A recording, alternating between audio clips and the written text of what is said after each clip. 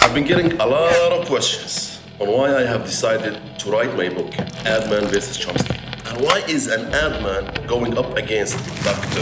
Noam Chomsky? Well, you see, according to Dr. Chomsky, advertising is about one thing and one thing only. That is undermining economic theories. According to Dr. Noam Chomsky, advertising is all about undermining economic theories.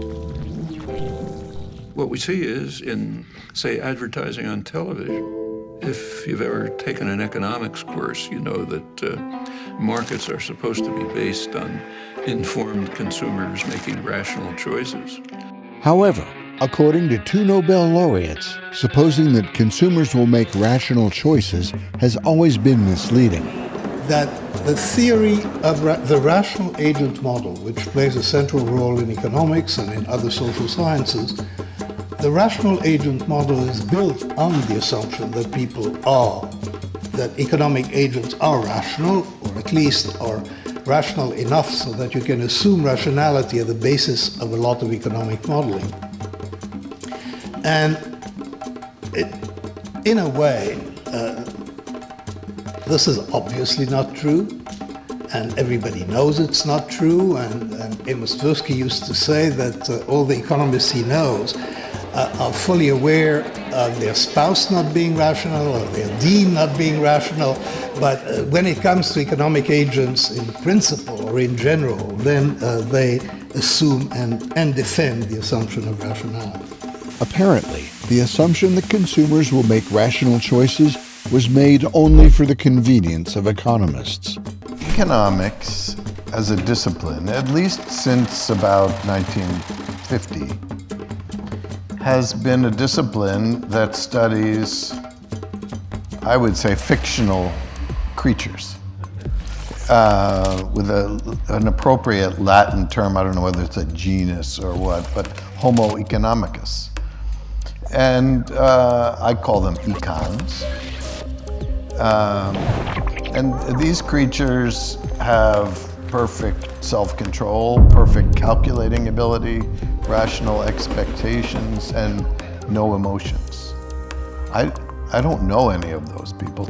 But the movement they started of writing down mathematical models, the easiest models to write down are ones of rational behavior, because you're just solving for the right answer. And then you're assuming that the people you are studying also get that answer. Furthermore, studies are proving that as consumers, we do not make decisions based on a set of information. Over the last few decades, neuroscience research has confirmed that about 95% of our decisions are made unconsciously. During the same time, medical studies have shown that without emotion, we simply cannot make decisions. It has been proven that consumers do not make decisions based on information, but based on emotions. And this is human nature. It is not a result of advertising. However, as Dr. Chomsky watches an ad, his take on the role of advertising is entirely different. Alone in pure dedication to beauty and relaxation. Alone in jet-smooth luxury. A television ad would consist of, say, General Motors putting up information saying, here's what we have for sale. That's not what an ad for a car is. An ad for a car is a football hero, an actress, the car doing some crazy thing like going up a mountain or something. The point is to create uninformed consumers who will make irrational choices. That's what advertising is all about. What a thrill to take the wheel of the smart new Oldsmobile. Clearly, Dr. Chomsky's definition of what advertising ought to be is inaccurate. So, who else would have offered a more accurate definition for advertising? In advertising, everything is the way you wish it was. I don't care that it won't be like that when I actually get the product being advertised, because in between seeing the commercial and owning the thing, I'm happy. And that's all I want. tell me how great the thing is going to be. I love it. I don't need to be happy all the time. I just want to enjoy the commercial. We are a hopeful species. Stupid, but hopeful. But we're happy in that moment between the commercial and the purchase, because a brief moment of happiness is pretty good. Seinfeld has a more accurate insight into human behavior and into the potential role of advertising. According to neuroscience, we are a hopeful species. In short, we're more optimistic than realistic, but we are oblivious to the fact. And as humans, we do find happiness in the process of anticipation, or in between seeing the commercial and buying the product. Regardless of the outcome, the pure act of anticipation makes us happy. The behavioral economist George Lowenstein asked students in his university to imagine getting a passionate kiss from a celebrity, any celebrity. Then he said, "How much are you willing to pay to get a kiss from a celebrity if the kiss was delivered immediately, in 3 hours, in 24 hours, in 3 days, in 1 year, in 10 years?" He found that the students were willing to pay the most, not to get a kiss immediately, but to get a kiss in 3 days. They were willing to pay extra in order to wait. Now, they weren't willing to wait a year or 10 years. I mean, no one wants an aging celebrity, but 3 days seemed to be the optimum amount. So why is that? Well, if you get the kiss now, it's over and done with. But if you get the kiss in 3 days, well, that's 3 days of jittery anticipation, the thrill of the wait. The students wanted that time to imagine, where is it going to happen? How is it going to happen? Anticipation made them happy. Apparently, 80% of humans are optimists.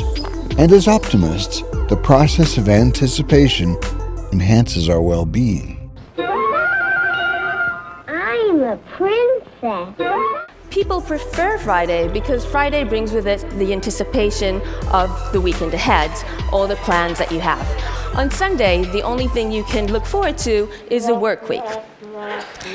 So optimists are people who expect more kisses in their future, more strolls in the park, and that anticipation enhances their well-being. This is the first of the engines of tomorrow. You've got to drive it yourself to believe The it. most thrilling new thrill of all. Spectacular performance, amazing economy.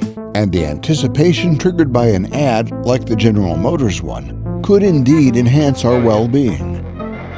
I'd like to buy the world a home and furnish it with love. Grow apple trees and honeybees and snow white turtle doves. I like to teach. I like to teach. I like to teach. fMRI studies showed that ads by brands calling for optimistic anticipation, like Coke and Apple, do indeed trigger positive emotions in the brain, while not much emotions were triggered by Pepsi or Samsung. And such optimistic anticipation does not only enhance our well-being in the present, but could also alter our future for the better. Controlled experiments have shown that optimism is not only related to success, it leads to success. Optimism leads to success in academia, in sports, in politics. And maybe the most surprising benefit of optimism is health. If we expect the future to be bright, stress and anxiety are reduced. And to make something for people that want to bring this into their lives and use it for things that make them more creative, not just make them more productive. The same fMRI studies showed that being exposed to ads by Apple allowed students to perform better at creative tasks than being exposed to the Samsung brand. If advertising is not communicating reality, but building a fictionally optimistic anticipation, then what about reality? How can the consumer navigate free markets without seeing its realities? But do consumers in free markets need reality as it is? Or do they need a user-friendly interface to navigate these markets? According to cognitive scientist Dr. Donald Hoffman, as humans, our sensory systems have evolved not to necessarily seek reality for what it is. Does natural selection really favor seeing reality as it is? Fortunately, we don't have to wave our hands and guess. Evolution is a mathematically precise theory. We can use the equations of evolution to check this out. We can have various organisms in artificial worlds compete and see which survive and which thrive, which sensory systems are more fit. So in my lab, we have run hundreds of thousands of evolutionary game simulations with lots of different randomly chosen worlds and organisms that compete for resources in those worlds. Some of the organisms see all of the reality, others see just part of the reality, and some see none of the reality, only fitness. Who wins? Well, I hate to break it to you, but perception of reality goes extinct. In almost every simulation, organisms that see none of reality but are just tuned to fitness drive to extinction all the organisms that perceive reality as it is. So the bottom line is evolution does not favor vertical or accurate perceptions. Those perceptions of reality go extinct. We do not see reality as it is. We're shaped with tricks and hacks that keep us alive. In nature, we had the instinctive needs to survive and reproduce, and it didn't take reality to fulfill those needs, but the pursuit of hacks, cues, symbols, and signaling. So the idea is that evolution has given us an interface that hides reality and guides adaptive behavior. Space and time, as you perceive them right now, are your desktop. Physical objects are simply icons in that desktop. In today's modern marketplace, we still have the same instinctive needs to survive and reproduce. Accordingly, as consumers, we do not seek reality. We seek the same hacks and symbols. Just like our desktops and our icons, advertising allows humans to navigate today's modern marketplace, and it is not done through the invisible reality behind the desktop, but through its visible, user-friendly cues and icons. Ecologist and ad man Ethan Decker offers yet another definition of what advertising is and what it is not. I want to convince you to change the way you think about advertising. It's not just entertainment, it's not irrelevant noise that you're above, and it's certainly not evil. No, it's useful, and you use it every single day to navigate the invisible. How do we use this? When you're standing in front of 90 linear feet of laundry detergents in a store that has 45,000 different products on average, I know the math, you're trying to guess which of those will actually clean your clothes best. That's invisible. You can't tell just by looking, but you have to use the visible to guess it. You have to use the advertisements to try and guess which detergent works. What matters most in life is invisible, and we use the visible to grasp at it. Every species on the planet does that. And there's some deception in advertising, but that should get weeded out, and we should hate the deception and the lies, totally hate on that, but don't hate on the advertising, because we use the visible to grasp at the invisible, which means we are not superficial creatures, we are symbolic ones. And in closing, that means advertising isn't evil, it's nature. The assumption that our markets ought to be populated by perfectly informed consumers making rational choices is wrong. According to yet another Nobel laureate, George Akerlof, this error should have caused our economies to fail. In this case, it took advertising to salvage our economies. Psychology is telling us that optimistic anticipation created by advertising can enhance our well-being and alter our future for the better. And while advertising is not always communicating reality as it is, cognitive science is telling us that as humans, we do not seek reality as it is. We seek hacks, cues, and signals as a more efficient approach to survive and reproduce. We did that in nature, and advertising is helping us do it in today's modern marketplace. That only a Coke will do.